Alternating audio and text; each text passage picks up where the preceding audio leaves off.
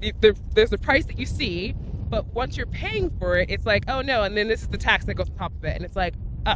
Whereas like in Iceland, what you see is literally what you get.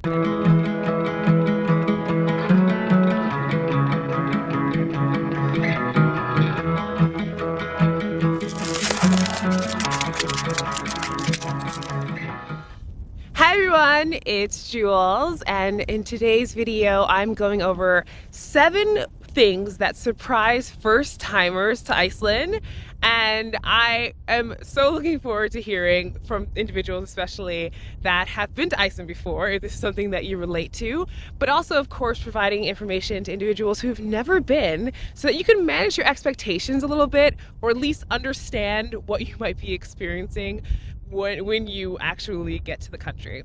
And for those who want to get first access to a travel hub that I am currently working on diligently, it's going to be so helpful and so much more information than what I share here on YouTube or any other platform.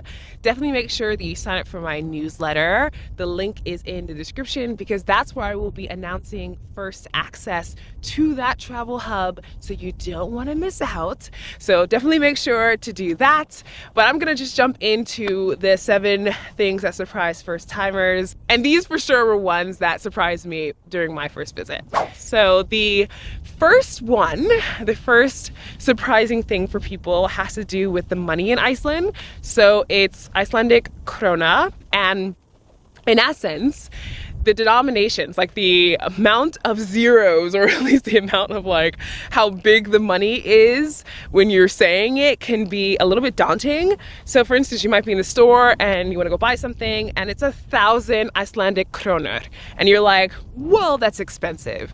But if you lose a little trick, and this is just to give you like a roundabout number from US dollars to ISK, and I'm just using that just as like an easy one to think about. But if you divide by 100, that'll give you a ballpark figure. Now, granted, this will not be the exact exchange amount. You can go on your phone and like Google ISK to USD or ISK to Euro or whatever it is that you use. But still, if you do this like divided by 100, then you'll see like, oh, 1,000 ISK is just 10 bucks, you know, but it's probably in less than that, but it can depend on the exchange rates. And what's funny too is that for a lot of people, when they see this type of money or they see this type of, you know, price written, it might be confusing that there is a dot in the place where we would normally use a comma. And I'm speaking specifically to people who are living in places like the US, where we use commas for larger amounts, and then for like change amounts you'll see a period or a dot, whereas like in Iceland they use a dot. So 1,000 ISK would be a 1.000, and if there was any extra like, you know, pennies or something left over, then there would be a comma there. So just as an FYI for something you can keep in mind. I know that there were plenty of times when I was looking at things and I was like, oh, that's not that expensive. It's just like 50,000 ISK. And then I did like the little, you know, divided by 100. And it's like, oh no, that's like $500. Okay, no, I'm not gonna no, just kidding, not getting that thing. But just FYI, something to keep in mind, as well as price wise when it comes to money and prices here. There's usually the tax, so the value added tax is included in the price. So the price that you see is the price you pay. I've been in plenty of places where it's messed me up in the US, and I was like, you get to the counter and then there's the price that you see, but once you're paying for it, it's like, oh no, and then this is the tax that goes on top of it, and it's like, oh. Whereas like in Iceland, what you see is literally what you get. That is the price.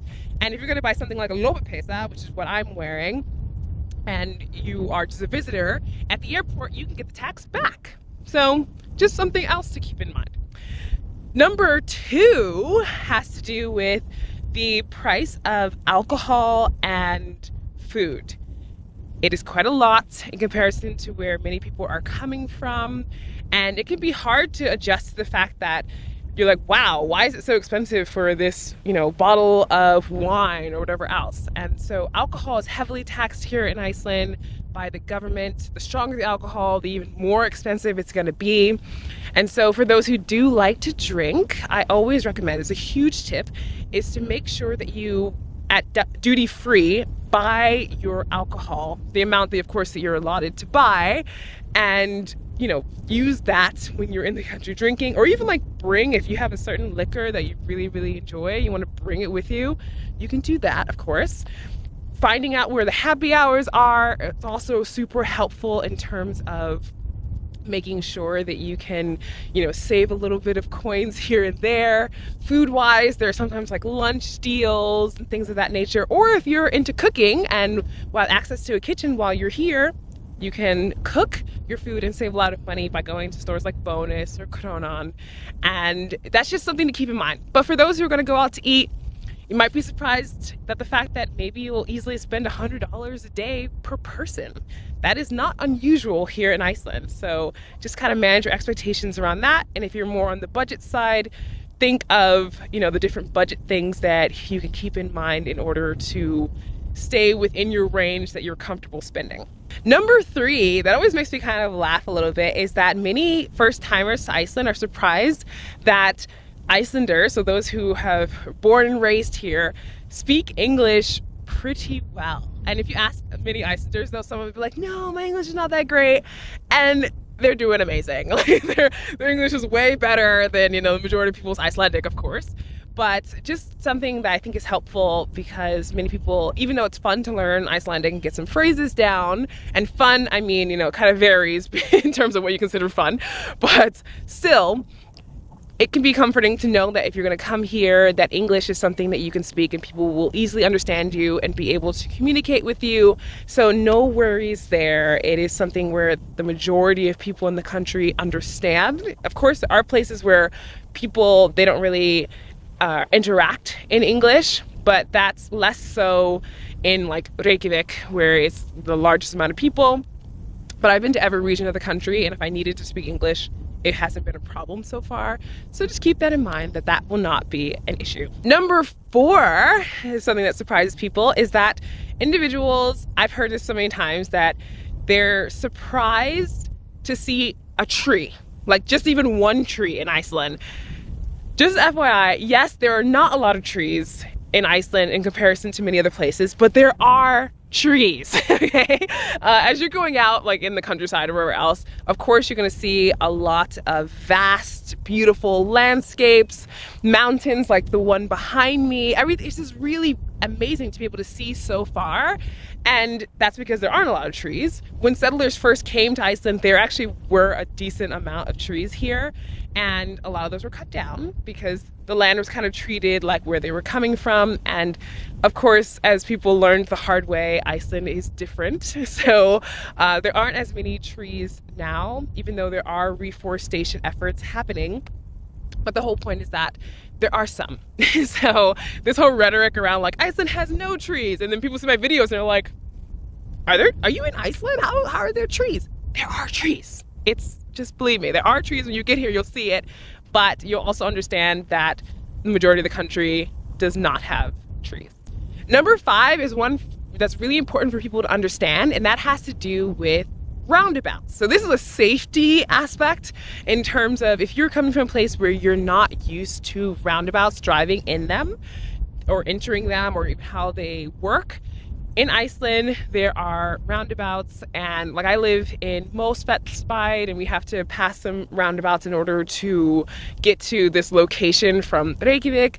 And for some people, this can be daunting because it's like, okay, the rule of it seems simple, but if you're not used to it, then it can be difficult. And in other parts of Europe, it might be different. So just to explain, in Iceland, if there are a two-lane roundabout that you are entering, the person who is in the inner circle lane, they have the right of way. So if that person wants to exit, whoever's on the outer lane has to make sure they're paying attention to the inner lane person. And of course, like staying within your lanes unless you're exiting is really important. And entering into the roundabout, like just paying attention in terms of like cars coming and things of that nature, is super important for safety. Is, like I mentioned, can be a little bit daunting for people, but if you just keep this in mind, it will be really helpful for you. As well as if you want to go all the way around the roundabout, it's good to be in the inner circle because it has the right of way and just make sure you're signaling properly to let people know that you're exiting or continuing to go around. That is something that I know when I say it, it sounds simple, but I was at first a little bit afraid when I had to deal with roundabouts. But my comfortability is something like it's second nature now. And just knowing this will help you to keep safe on the road, and also for people on the road to feel safer knowing that you understand the rules. The sixth surprising thing for first timers to Iceland has to do with the smell of rotten eggs, and this is sulfur that they're smelling. And for individuals who go to like geothermal areas here, you'll get a really strong smell of sulfur. But you might also be surprised that if you turn on the hot water at like your Airbnb or your hotel or bed and breakfast, that you'll also get this sulfur smell, and it can be a little bit surprising, but also not something enjoyable, because you're thinking that you're gonna smell like that afterwards, which you don't. It does evaporate off you, so don't worry.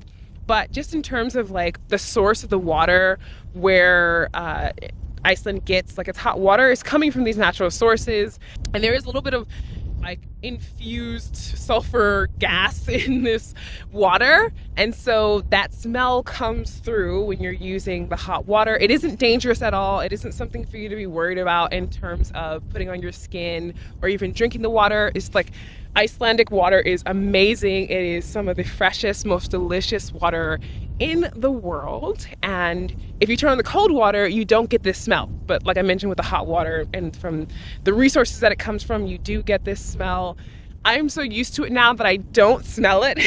I know that when I first came, it was very off-putting for me, and so I wouldn't be at all surprised if individuals were like, ugh, I don't like this. But you do get used to it, and during your time here will be something that you'll be surprised that you get, you know, at least a little bit used to, or can know to expect when you turn on the hot water tap.